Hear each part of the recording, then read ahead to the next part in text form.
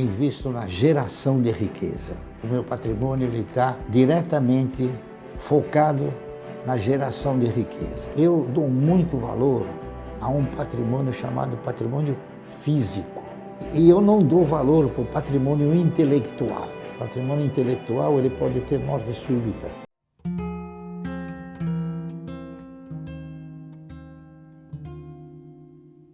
Eu queria saber o seguinte, fora ações, você tem algum dinheiro hoje que não está alocado em ações? Por exemplo, alguma coisa está alocada em renda fixa, ou alguma coisa para, às vezes, sei lá, te proporcionar liquidez, ou alguma coisa que você acredita por longo prazo?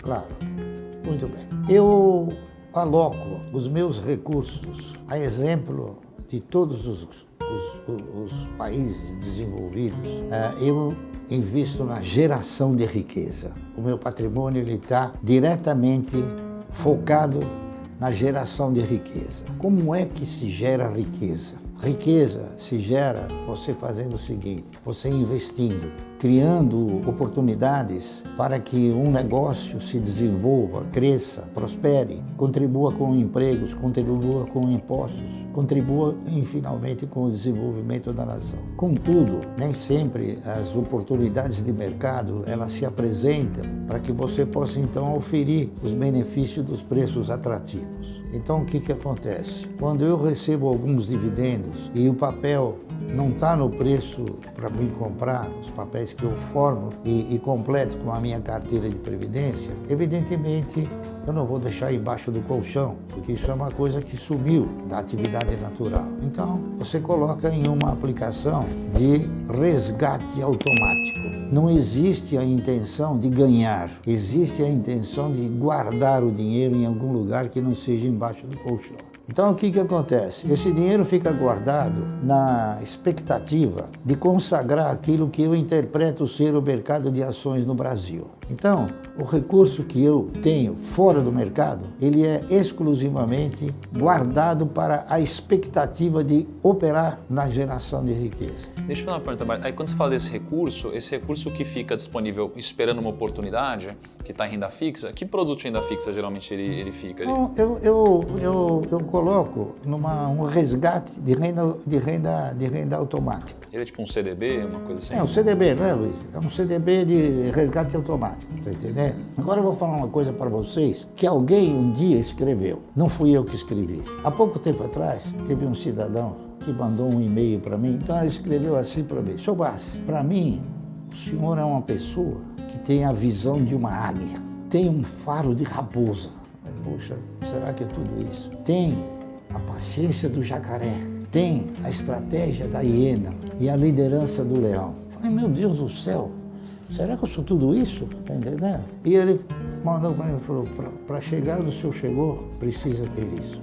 Poxa vida, eu me sinto honrado com isso. Então eu recomendo a vocês o seguinte, procurem ter a visão da águia, a paciência do jacaré, a disciplina da hiena, o faro da raposa e a liderança do leão. Coloquem isso dentro da vossa filosofia que um dia vocês chegarão onde eu cheguei. Caramba, pô, que incrível.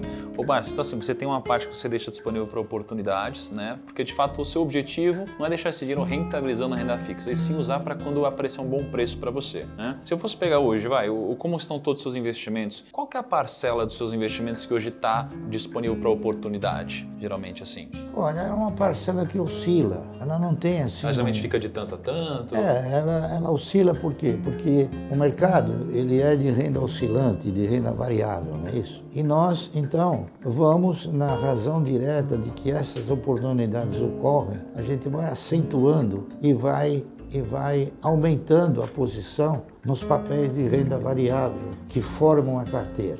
Então, eu costumo dizer, e isso é uma realidade que poucos imaginam e interpretam, quando você direciona um recurso para uma renda fixa, que eu volto a repetir, nesse país não existe renda fixa. Existe uma renda que é garantida para te remunerar um determinado capital, mas não é uma renda, eu diria que até uma perda. Mas o que eu faço? Eu aguardo e quando aparece a oportunidade, então, eu acentuo a compra dos papéis. Então a gente entendeu o seguinte, a gente tem aqui um patrimônio, um grande bolo. Uma parte você deixa guardado, não vou considerar que está aplicado, que seria a renda fixa. Outra parte onde você aplica, que é onde você quer montar uma montanha de dividendos que você vai reaplicando, né? E isso daqui vai crescendo exponencialmente seu patrimônio. Só de complementar o seguinte, essa parte que fica guardada, ela é uma parte insignificante perto do patrimônio. Quantos por cento hoje do seu patrimônio está nessa parte? Ah, muito pequenininha. Muito pequenininha. 2%. 2%. 1%, 2%. E nunca fica maior que isso.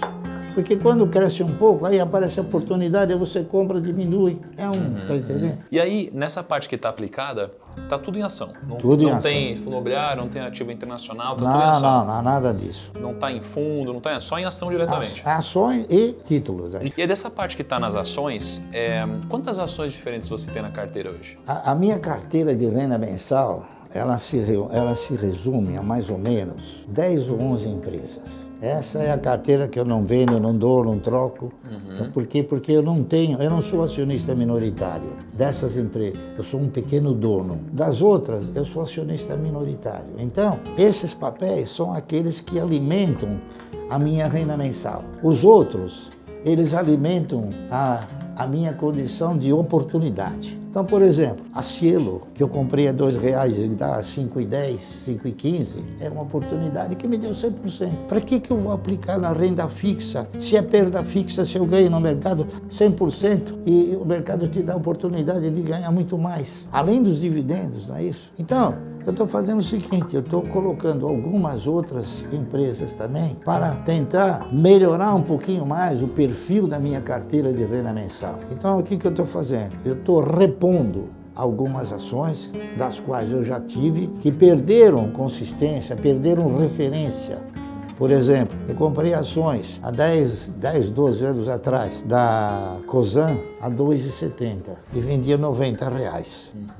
Entendeu? Então, a R$2 era uma ótima referência de compra e a 90 uma excelente referência de venda. Aí o que a Cosan fez? Vou fazer um desdobramento. Minhas ações custam muito caras e elas estão muito acima da mediana de mercado. Então, para que você possa inspirar o cidadão, também é comprar ações para elas mais ou menos se posicionarem dentro da mediana. Então, quem tinha uma ação ganhou 3 de presente, ficou com 4. Então, o preço de R$90 dividiu por 4. Então, ela veio para R$20.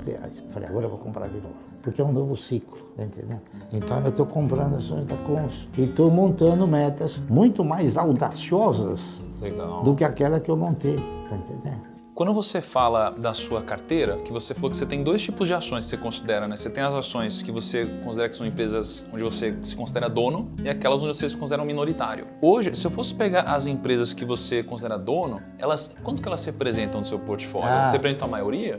Acho que 90%, 80%, 90%. Então, quase de 10 a 11 ações são quase 90% do seu patrimônio. Agora eu estou começando a internar outros papéis para pulverizar um pouco mais e fazer com que as receitas elas possam provir de mais empresas.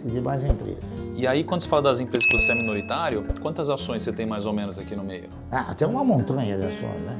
Não é tipo 50 ações, assim? Não. Eu tenho umas ações e algumas outras. Eu interpretei oportunidade, mas deve ter umas 10 ou 15, no máximo, ou 20, no máximo 20, mas é tudo oportunidade. Por exemplo, a Cielo é oportunidade, a IRB é oportunidade. Então tem outros papéis também, por exemplo, eu comprei um pouco de Braskem. Hoje, Unipar é a sua maior posição? A minha maior posição financeira.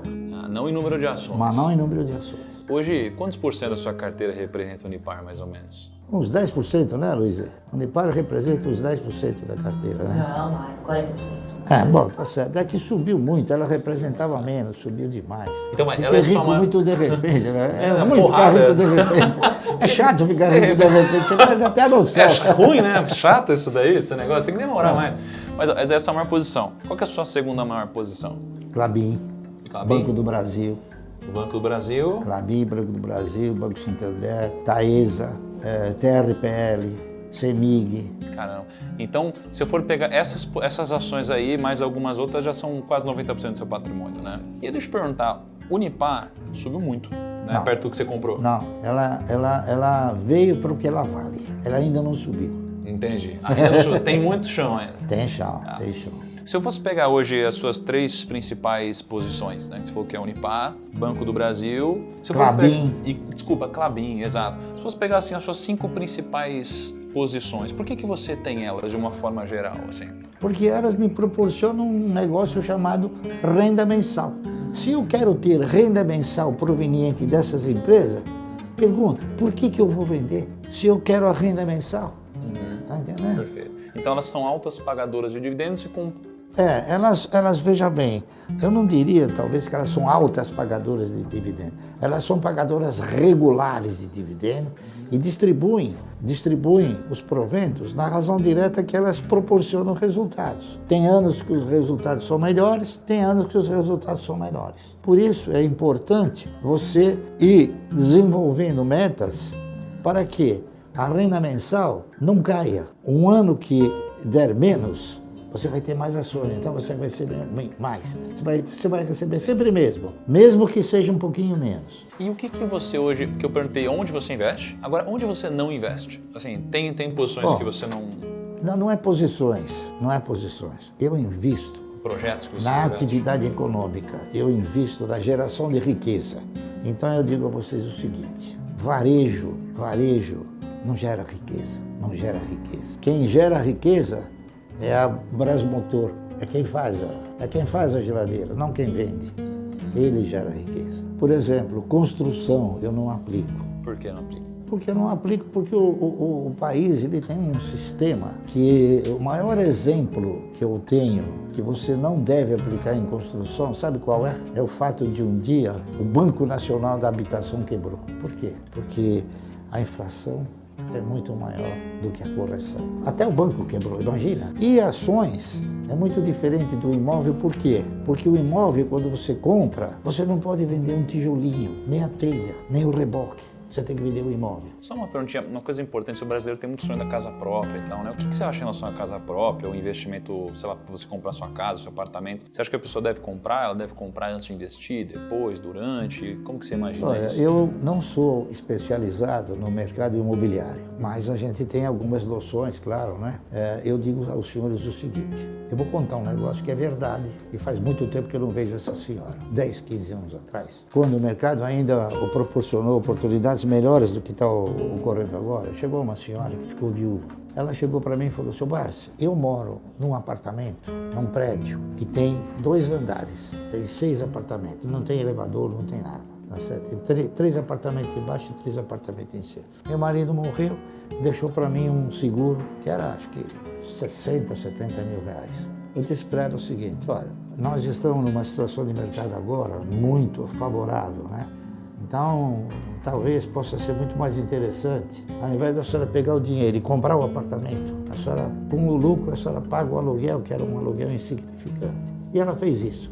3 anos depois, ela falou, seu Barsi, o senhor é uma pessoa que caiu na minha vida, não sei o quê. Sabe por quê? Porque eu tinha dinheiro para comprar um apartamento, hoje eu tenho dinheiro para comprar um prédio. E que beleza, né? Fiquei muito feliz com isso.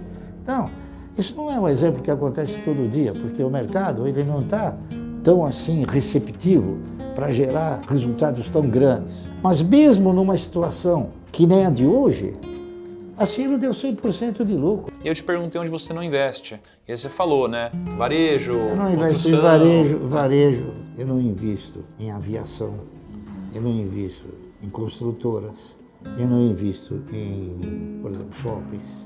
Que na verdade, em última análise, também é um varejão, né? Eu não invisto também em turismo. Eu não invisto, em geral, em coisas que associam as pessoas, que façam com que as pessoas se associem, tá entendendo? Eu dou muito valor a um patrimônio chamado patrimônio físico. O que é um patrimônio físico? É aquilo que você vê, você apalpa, você sente. E eu não dou valor para o patrimônio intelectual. O patrimônio intelectual ele pode ter morte súbita, o patrimônio físico não. Eu não invisto em atividades como comprar ações claras de tecnologia, porque está na cabeça de um cara. Esse cara morre, a tecnologia vai para o inferno, vai para o inferno. Então eu não tenho a ambição de querer ficar rico de repente. Eu acho que para ficar rico você tem que ter o quê? Você tem que ter uma trajetória.